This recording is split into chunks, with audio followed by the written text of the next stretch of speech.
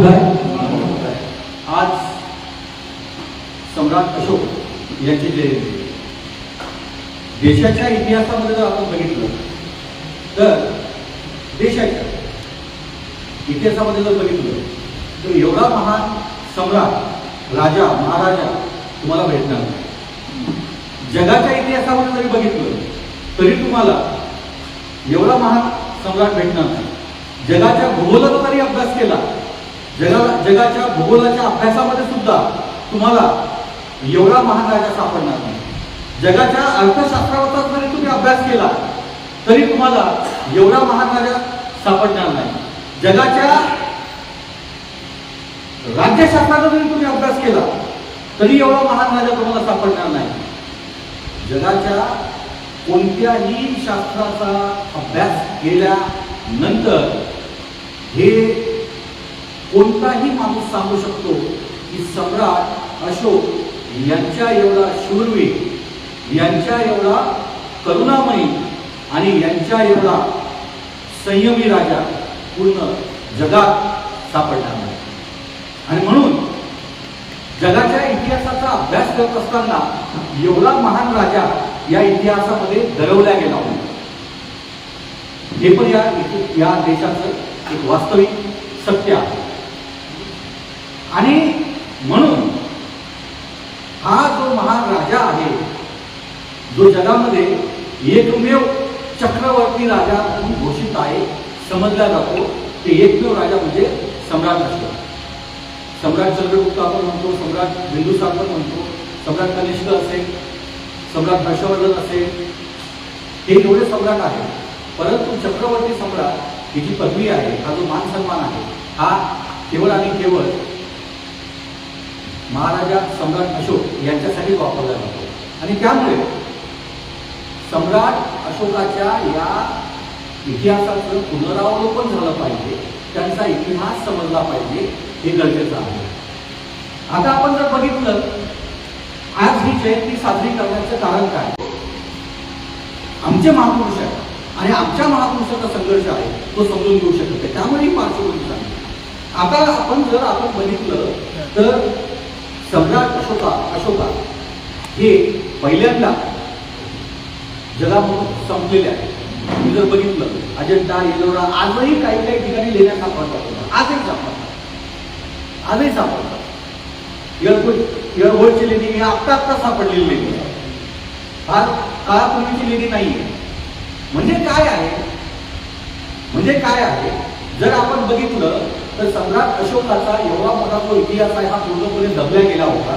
संपूर्ण 1200 वर्ष म्हणजे बाबासाहेबांनी या ठिकाणी काय केली आहे, बुद्ध धर्माची पुनर्स्थापना केली। आणि बाबासाहेब 2500 वर्षानंतर म्हणत नाही तर 1250 वर्षानंतर म्हणतात। का म्हणतात? कारण सम्राट अशोकाचा जो इतिहास आहे, त्याच्या ज्या 11 पिढ्यांनी या भारतावर जे राज्य केलं, त्या राज्यात ते राज्य जवळपास 1250 वर्ष चाललं आणि उरलेले 1250 वर्ष असे 25,000 वर्ष बुद्धाचं शासन, म्हणजे 1200 वर्ष बुद्धाचं शासन या धर्तीवर होतं, या भारतावर होतं, या जगावर होतं। आणि म्हणून 1250 वर्षापूर्वी हा धर्म सम्राट अशोकाचा शेवटचा जो वारस होता, तो पुष्यमित्र श्रृंगारी मारल्यानंतर, बृहदत्ताला मारल्यानंतर जो प्रतिक्रांती झाली, त्यानंतर आमचा इतिहास दाबला गेला।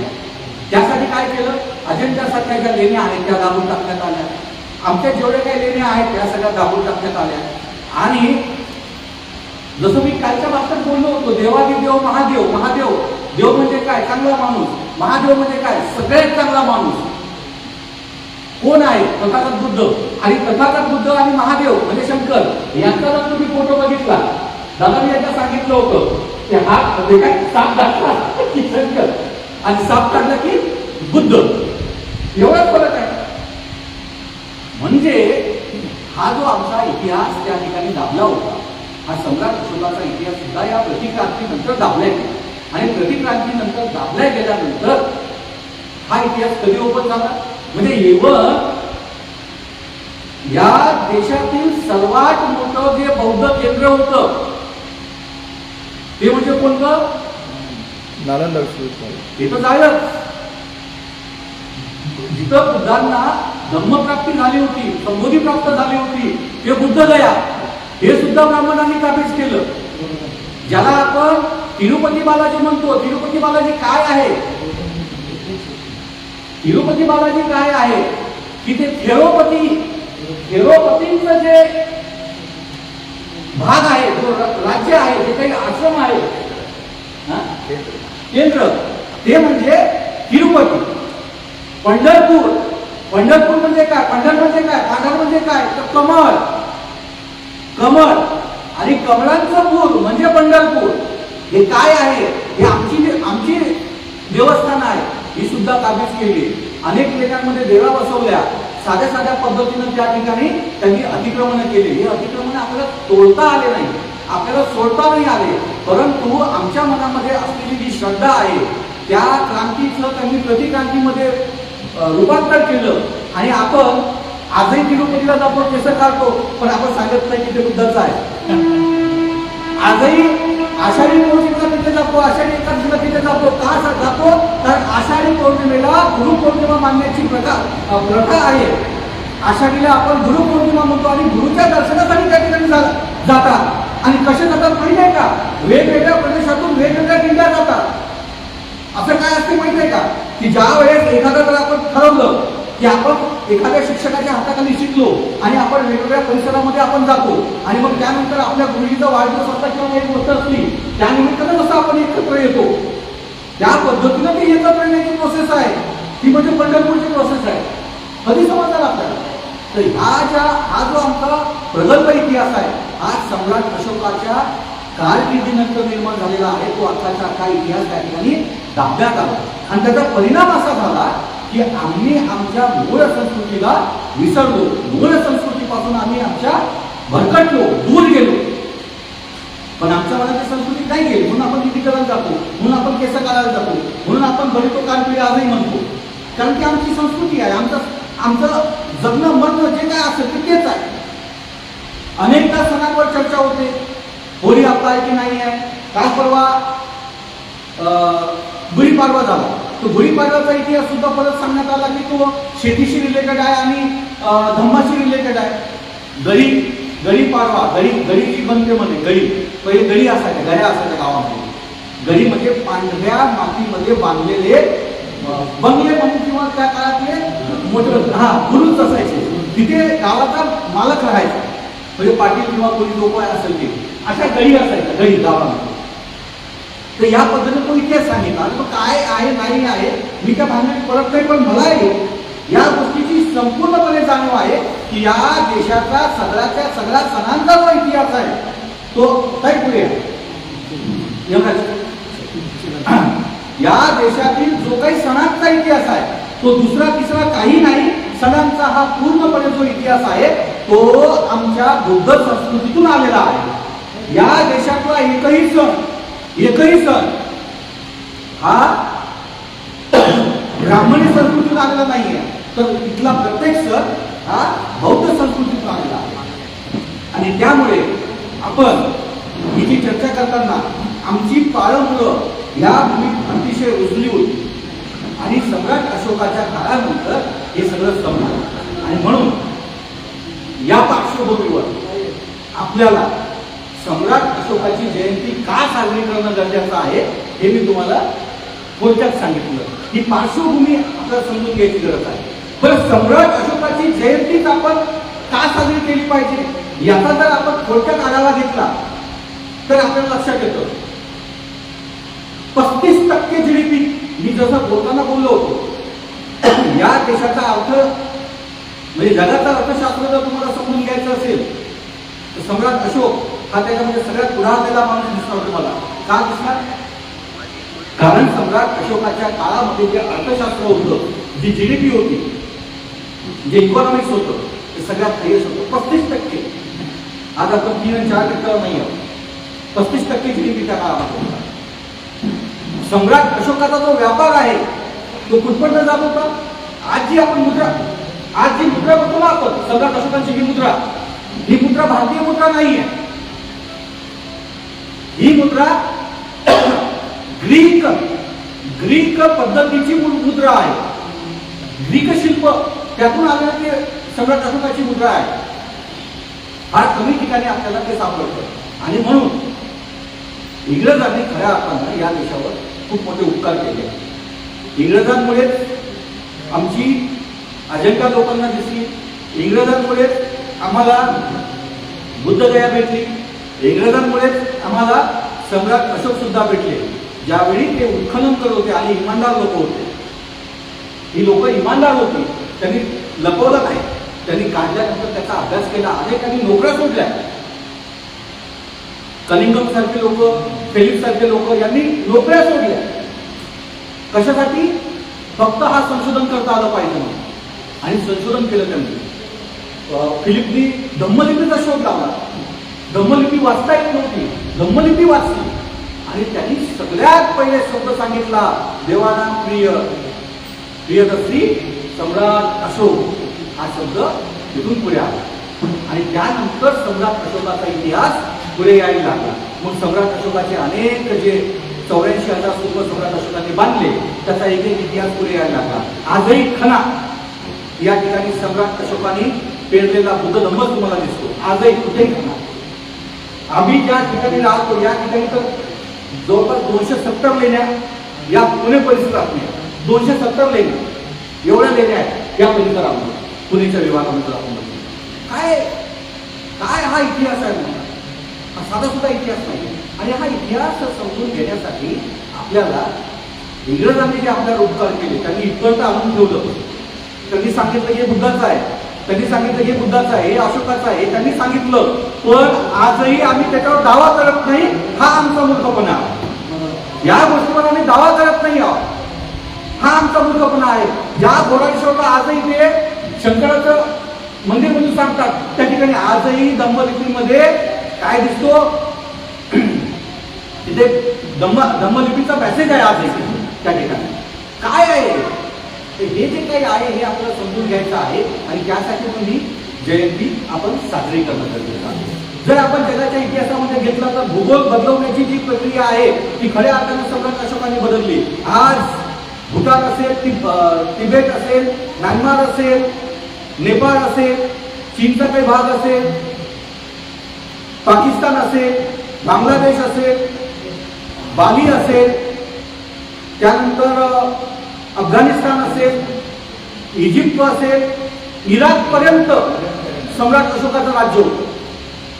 ज्या सातवाहनांनी महाराष्ट्रामध्ये बुद्ध धम्म पेरला ते सातवाहन हे सम्राट अशोकाच्या काळामध्ये सम्राट अशोकाचे मांडलिक होते. हा इतिहास आहे, हा मोठा इतिहास आहे. राज्य शासन कसं राबवावं हे खऱ्या अर्थानं कोणी शिकवलं? सम्राट अशोकाच्या राज्य कल्याणकारी हा जो शब्द आहे वेलफेअर, हा खऱ्या अर्थानं कोणी राबवला? सम्राट अशोकाने राबवला. आणि जगाच्या इतिहासामध्ये हा पहिला राजा आहे की ज्याने युद्ध न लढता अनेको वर्ष राज्य केलं. अनेको वर्ष राज्य केलं. जवळपास 1250 वर्ष राज्य केलं. एकमेव राजा. एवढं म्हणजे प्रदीर्घ राज्य करणं सोपं नाही. आणि जसं मी तुम्हाला हा एवढा मोठा पट्टा सांगितला, हा पट्टा खऱ्या अर्थाने इथं एवढ्या परिसरामध्ये राज्य करणं हे सोपं नाहीये. आपल्या महाराष्ट्रामध्ये सारख्या बंडाऱ्या होतात, बरोबर ना? कर्नाटकामध्ये मिशन कमल झालं, मध्य प्रदेशमध्ये झालं. आपल्याला एवढे राज्य सुद्धा सांभाळता येत नाही. आणि सम्राट अशोकाने एवढं मोठं राज्य सांभाळलं ते युद्ध न करता. कलिंगाच्या युद्धानंतर ते त्यांचं शेवटचं युद्ध, त्यानंतर कोणतं युद्ध त्यांनी पुढे केलं नाही. हा काय आहे? हा इतिहास आहे आमचा. हे कधी आपण समजून घेणार. आणि हे समजून घेण्यासाठी म्हणून आपण ती जयंती करणं गरजेचं आहे. बरेच लोक बोलणार आहे. मी प्रस्तावनामध्ये माझं भाषण आखून घेतलं, त्याच्यामुळे सगळ्यात शेवटचा तो मुद्दा आहे. बाकी बोलते म्हणजे बरेच काय बोलणार, पण आता मी तरी किती बोलतो, बाकीच्यांना पण संधी दिली पाहिजे. तर शेवटचा मुद्दा फक्त सांगतो. आणि जो मुद्दा आपण सगळ्यांनी तो पुढे न्यायचा आहे. या देशामध्ये काल्पनिक लोकांच्या नावावर सुट्ट्या भेटतात सरकारी, पण ज्या देशाचा चेहरा मोहरा ज्या राजाने बदलवला, किंवा चेहरा मोहरा बदलवण्यापेक्षा मी असं म्हणेन की चेहरा मोहरा तयार केला, ओळख दिली.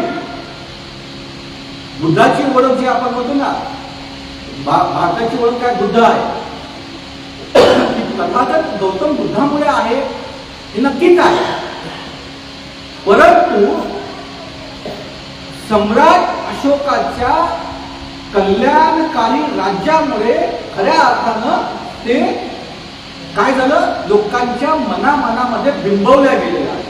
कल्याणकारी राज्याची निर्मिती करणारा एकमेव राजा म्हणजे सम्राट अशोक, पहिला मुद्दा. दुसरी अशी गोष्ट आहे, डॉक्टर बाबासाहेब आंबेडकरांनी जगाचा इतिहास वाचल्यानंतर सम्राट अशोकाच्या बाबतीत जे काही महत्वाची कामं केली, ती कामं आपल्याला पुढे नेण्याची गरज आहे. तो मुद्दा असा आहे की बाबासाहेबांनी जो म्हणता, बाबासाहेब काय म्हणतात, मला प्रबुद्ध भारताची निर्मिती करायची. प्रबुद्ध भारताच्या निर्मितीची प्रतीक काय आहे? प्रबुद्ध भारताच्या निर्मितीचे प्रतीक काय आहे? काय प्रतीक आहे? प्रबुद्ध भारताच्या निर्मितीचं पहिलं प्रतीक म्हणजे सम्राट अशोकाचं धम्मचक्र. बरोबर? हे कुठं बाबासाहेबांनी बसवलं? तिरंगा. बरोबर आहे. आणि म्हणून गमतीनं ज्यावेळेस आपल्या गाडीवर ज्यावेळेस चक्र दिसतं त्यावेळेस लोक म्हणतात जय भीमवाले आले म्हणतात. बरोबर आहे की नाही? जय भीमवाले आले. मग भारताच्या झेंड्यावर जर धम्मचक्र आहे तर हा देशच जय भीमवाल्यांचा आहे. बरोबर की नाही? असो, तर बाबासाहेबांनी त्या ठिकाणी बसवलं. प्रबुद्ध भारताचं दुसरं प्रतीक काय असू शकतं? मग काय आहे किंवा काय असावं? तर समानता ज्याला आपण म्हणतो. आणि समानतेचं प्रतीक जर आपण काय बघितलं तर चार बाजूला चार दिशेनं असलेले सिंह हे समानतेचं प्रतीक आहे. ते तुमच्यावर तुमच्या संरक्षणाची जबाबदारी घेणारं प्रतीक आहे. आज बौद्ध धर्मातील लोक मराठ्यांच्या आरक्षणाची लढतात, मातंगांच्या सुरक्षेसाठी लढतात, चर्मकारांच्या सुरक्षेसाठी लढतात. कोणातरी काही होऊ दे, तिथं ओबीसीच्या आरक्षणासाठी इथला बौद्ध समाज लढलेला आहे. हेच आपल्याला पुढे न्यायचं आहे. हे प्रतीकच मुळात सम्राट अशोकाच्या त्या कल्याणकारी राज्यात आहे की तुम्ही सगळ्यांसोबत सगळ्यांचं संरक्षण करण्यासाठी सदैव सज्ज राहा. प्रत्येक माणूस तिथे एक सारखा. तिसरं जे प्रतीक आहे ते काय आहे तर आपण जर बघितलं तर सत्यमेव जयते हे जे आहे, हे जे आपलं ब्रीदवाक्य आहे, हे ब्रीदवाक्य खऱ्या अर्थानं हे सम्राट अशोकाच्या राज्यातून आलेलं आहे. ते आम्हाला इथून भेटलेलं आहे. हे आमचं प्रतीक आहे. हे जे प्रतीक आहे, राजमुद्रा ही आमच्या देशाची राजमुद्रा ही सम्राट अशोकाकडून घेतलेली आहे. या देशामध्ये जो आमचा झेंडा आहे, या झेंड्यावर धम्मचक्र आहे, अशोक चक्र आहे, आपण असं म्हणतो. जर एखाद्या राजाने आमच्या देशाच्या ओळखीमध्ये ओळख निर्माण करण्यासाठी जर त्याच्या राज्यातली दोन नाही, चार नाही, अनेक प्रतीकं वापरल्या जात आहेत. मोर आमचा राष्ट्रीय प्राणी जो आहे तो सुद्धा मौर्यांच्या राज्यातून घेतलेला आहे. जर असं असेल तर सम्राट अशोक हा यांची जयंती ही खऱ्या अर्थानं शासकीय स्तरावर व्हायला पाहिजे. ही पहिली मागणी आपण सर्व मिळून या ठिकाणी करणं गरजेचं आहे. दुसरी गोष्ट, सम्राट अशोकाच्या जयंतीच्या निमित्ताने शासकीय स्तरावर मोठे मोठे सांस्कृतिक कार्यक्रम झाले पाहिजे, कारण ती आमची ओळख आहे. शासकीय स्तरावर झाले पाहिजे, ही आपली दुसरी मागणी असली पाहिजे. तिसरी मागणी अशी असली पाहिजे की सम्राट अशोकाची जयंती सुट्टी तर आता दिलीच पाहिजे, परंतु त्यांना गॅझेटेड महापुरुष म्हणून घोषित करून प्रत्येक जसा आज बाबासाहेबांचा फोटो प्रत्येक ठिकाणी असतो की नाही, संविधान निर्माते म्हणून कार्यालयामध्ये, तर प्रत्येक शासकीय कार्यालयामध्ये सम्राट अशोकाचा फोटो त्या ठिकाणी असावा, या मागण्या आपण या निमित्तानं करणं गरजेचं आहे.